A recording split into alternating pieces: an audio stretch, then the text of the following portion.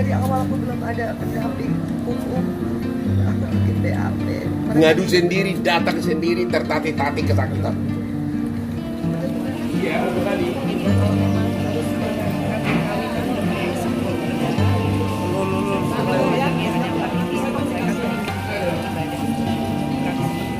Rencananya kapan akan melayangkan gugatan cerai? 3 bulan terakhir saya memutuskan kembali ke dunia politik. Ya. Dan disitulah pemicu cemburunya berlebihan.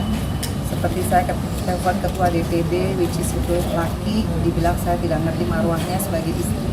Mestinya saya menelpon, tapi saya selalu bilang nggak mungkin karena ini dapil saya. Tentunya saya yang paling tahu bagaimana saya mengkoordinir struktur partai saya. Itu menjadi pemicu. Itu yang terjadi di tanggal 8, di mana pada saat saya mau beraktivitas, saya masih mau bekerja untuk rakyat, bukan saya melakukan hal yang negatif.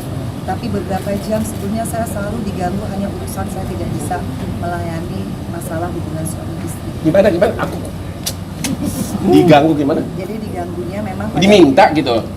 pada perjalanan Jakarta ke Diri 12 jam itu Ya. memang dia sudah menimai bahwa saya minta pacaran. Tapi saya bilang Arti pacaran apa tuh?